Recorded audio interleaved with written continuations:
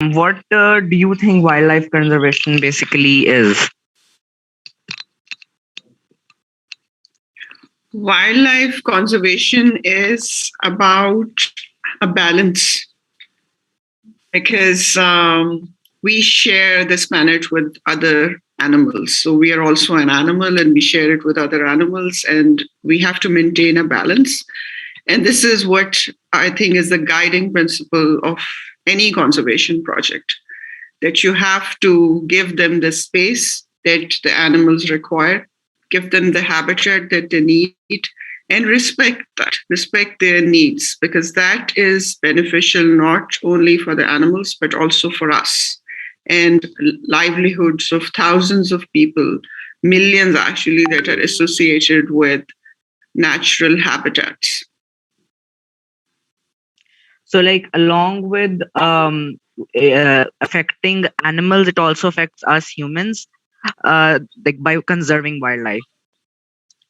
So, next questions. Our project is basically mainly based on Indus dolphins, and so I would ask you to give a brief introduction of Indus dolphins and their origin. So, like, how they evolved, how they came to this Indus River, and what like species they evolved from.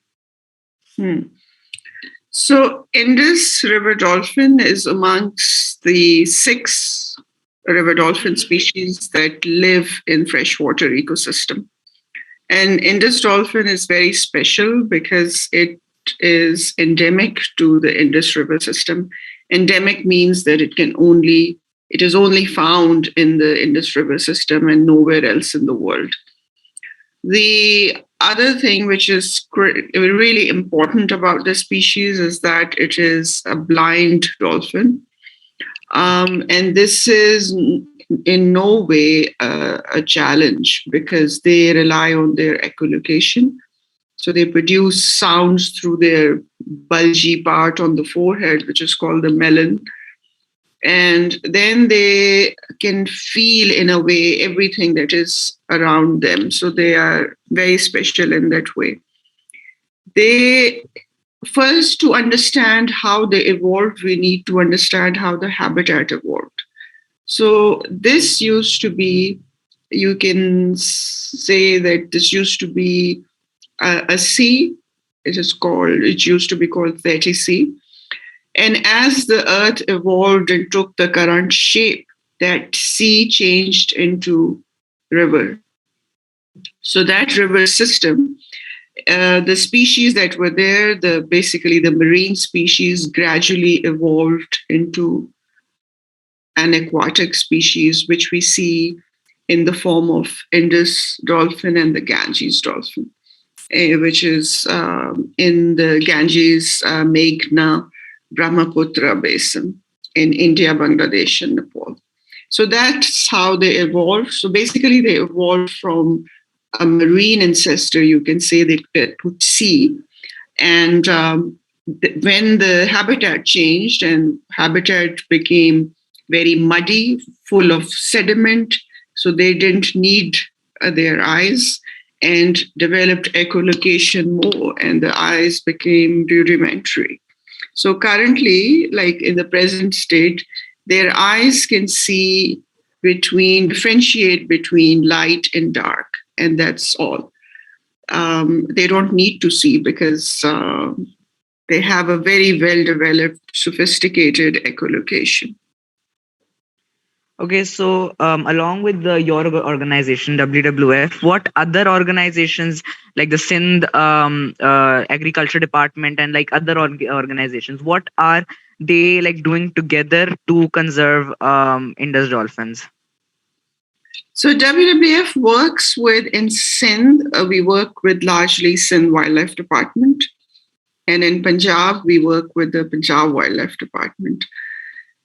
They have different roles, and basically, for example, in Sindh Wildlife Department notified a protected area for the Indus River Dolphin in Sindh, which has the highest density of Indus dolphin in that area. And that river stretch is between Gudu Beraj and Sakhar Beraj. So it's like a 190-kilometer river stretch, which is a protected area. So they safeguard that area. They ensure that there are no illegal activities. They are also lead rescues of dolphins that get trapped in irrigation canals. So they pick them and release them in the main river stream. They also ensure that there is no illegal hunting going on. And if there is, then obviously this is their mandate to take action, and they are legally mandated to do this. So we provide that support role to them. And similarly, we have jointly established, for example, 3 education centers on the riverbanks. So 2 are in Sindh and 1 is in Punjab at Tonsa.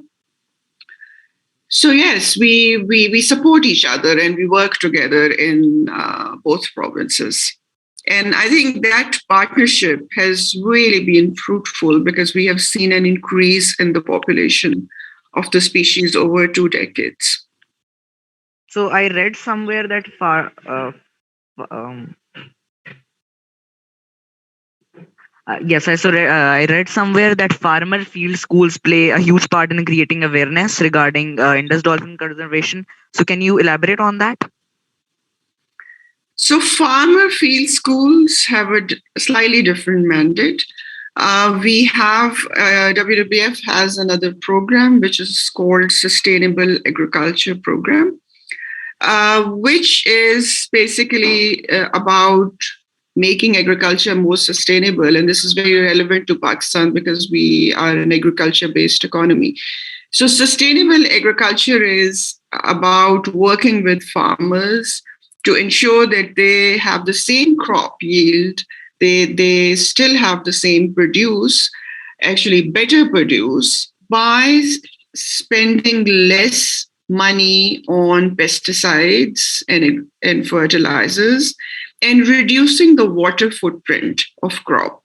So you can actually have still very good produce by using far less water if you educate your farmers, if you work with them. And this is what farmers field schools do. So yes, in a way, they help a lot because they become our eyes in a way, because if there is a problem, if there is a dolphin trapped, if there is an issue of industrial effluent, these farmers, besides knowing how to sustain agriculture, they can help us in providing their support for the Indus Dolphin conservation. So yes, farmer field schools have a different mandate, but they support dolphin conservation.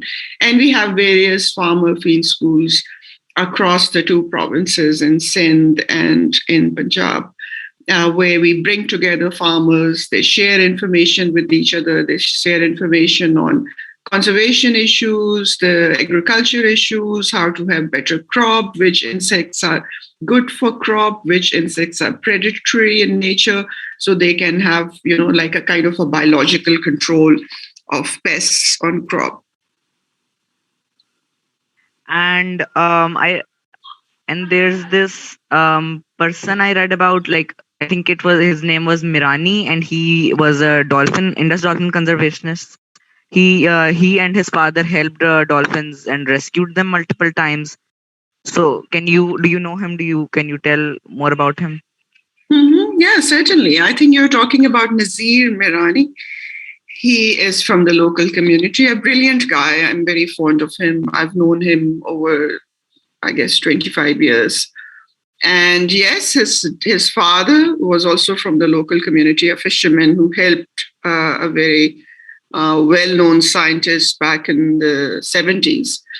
He came to Pakistan. His name was Giorgio Pilleri.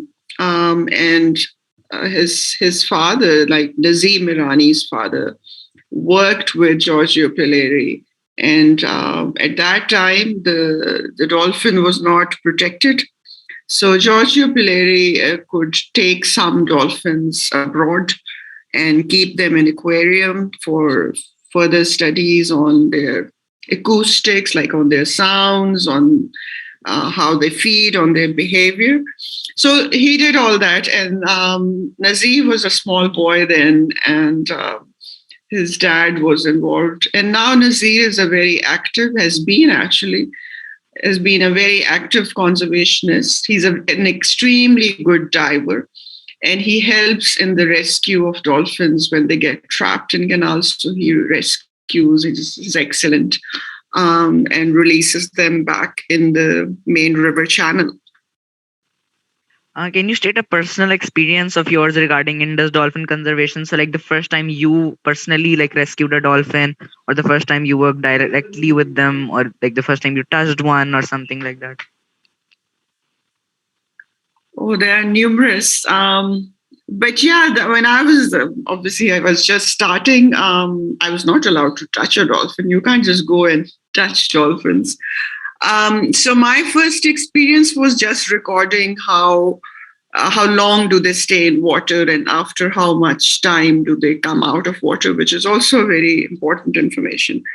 So I was doing it and I was doing it and I for a long time, and I noticed that as the disturbance in water increased, dolphins stayed underwater longer. Otherwise, like for example, they were coming out like after a minute or minute and a half, they would come to water to the surface to breathe. And as you know, you increase the disturbance, they were taking much longer because they wanted to avoid that disturbance. So they are quite attuned to their environment. So that was my first experience, and they are marvelous creatures. I mean, you see they are so aware of what's happening around them, what's happening outside the water. They understand it very clearly, and it's amazing. So yeah, that was my first experience, and then I've had numerous experiences. I've tried to calm down dolphins during their transport from river to the mainstream because you have to take them in a vehicle. Vehicle can be very noisy. So I've like tried to calm them down by just rubbing them gently, and you see that they respond, and they, yeah, so it's an amazing journey of 20 years with various things. And recently I was able to tag 3 dolphins, putting a satellite tag on dolphins. It was like a dream come true because I've always wanted to track their movement, how they move in the river. And it was such a great opportunity that I had to be able to do this.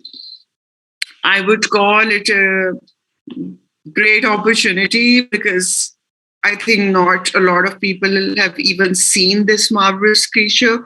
So I feel very lucky and I feel very privileged that I've been working on the species for a long time, and I've had all these opportunities. So very grateful, very grateful. Can you tell more about like their bodies? Like you already told about that melon on their head and their like sonar system, their very small eyes, they are blind. Can you tell more about their bodies and how it's adapted and how their eyes are adapted to like help them live in the environment they live in? So I think the most important thing about them is that they can side swim. So behaviorally, it's a very important feature. So they can turn on their side and then side swim, which you don't see in other species.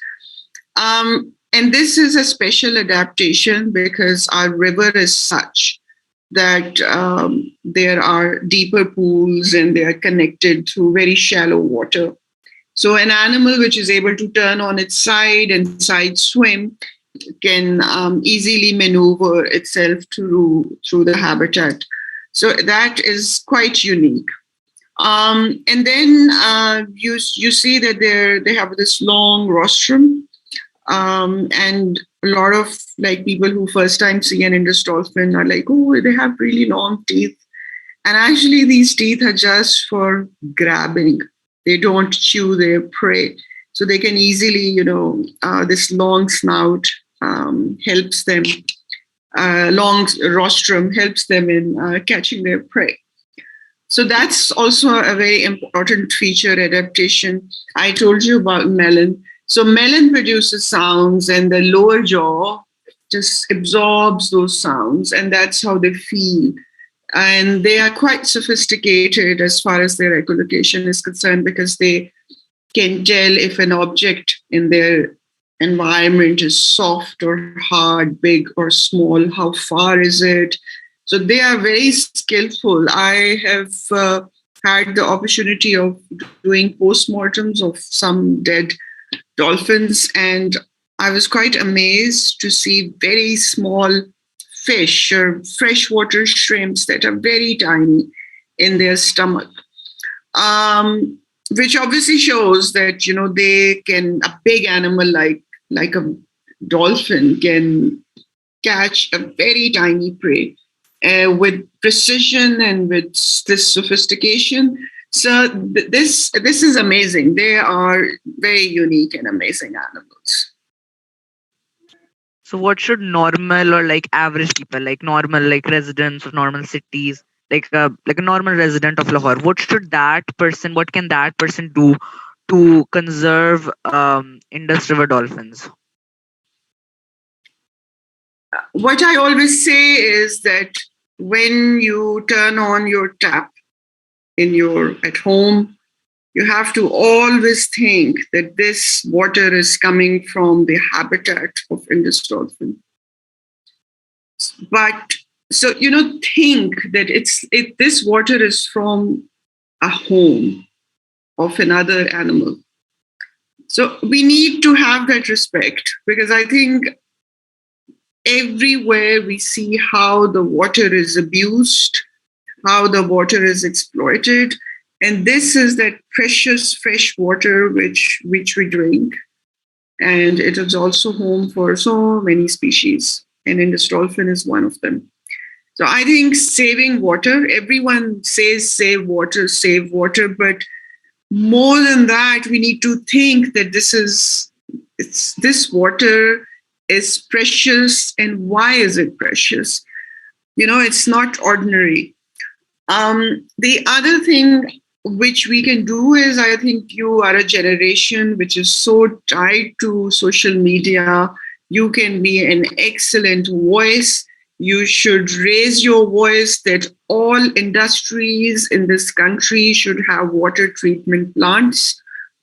We should lobby for that. We should have I think there should be a very transparent audit done, that which factories have their active, effective water treatment plants and which don't. This process should be extremely transparent and monitored. And we should be the voice to ensure this. I think in future we should have the water from our rivers. We should be able to drink it, not drink from bottles.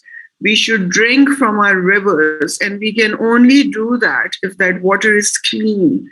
And why is it not clean? We should demand for this. So, I think this generation of yours can be an excellent power. It has this strength. And you can do this. You can demand all of this by, sitting on your computer, being in your house, you can demand this. So you need to be a voice, and this is what I expect from our future generation. Ma'am, you mentioned that we should be the voice and we should spread this awareness. Can you share some latest news regarding like a conservation project, a rescue team that recently rescued like a group of dolphins? Can you share about that so that we can, put it in our blog posts? Recent rescues in January, there were lots of rescues of dolphins, Indus dolphins in Sindh. So every year in the dry season, dolphins are rescued. And if you look up on Sindh Wildlife Department's page, you will see that they were updating each and every rescue. There were quite a few this year, more than 20. So yes, it's an effort that goes every year. And this year was slightly unprecedented situation. There were more strandings, but every year usually it's 7 or 8 dolphins that get trapped.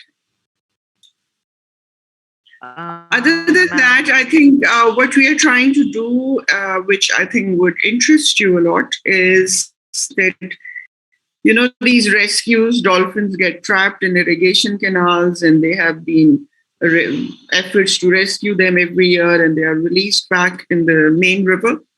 This has been going on for a long time, but we want to be more innovative and try, more advanced tools to actually stop them from going into canals. So there is a device which is called Pinger. It is like like this shape of a banana. It emits sounds, and dolphins, since their world is about sounds, their hearing is they hear everything. So we want to test it on Indus Dolphin and see if we use them, then can these fingers deter them from irrigation canal gates so they don't enter the canals. So we don't have to do all this to rescue them, waste resources and effort, put dolphins' lives at risk.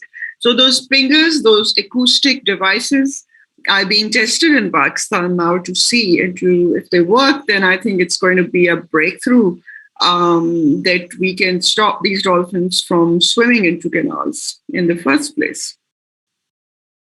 Ma'am, with that, our interview comes to an end. What would you like to say to conclude, and what would you like to say to like our viewers, to our website viewers, or like people, or like our Facebook followers, our Insta followers? As I said before, I think we need to be a voice first. We should not take things as they are, and if they are wrong, we need to raise our voice. This is extremely important. We need to have respect. I think what is killing these animals is the arrogance that we are very important. We are the top species on this planet. We need to have more respect for our environment, because ultimately the survival of these other species, survival of this environment is our survival as well. So that is also kind of a selfish thing to do, but it is important for everyone. And we see it in terms of climate change. We see it that we are the agents that are causing it, and it is playing havoc everywhere because we have lost that respect. So I think that is extremely important. Thank you, ma'am, for giving us your time. We really enjoyed this interview, and we learned lots of new information about Indus Dolphins. Thank you very much. Thank you. You're most welcome. Good luck. Okay. Okay.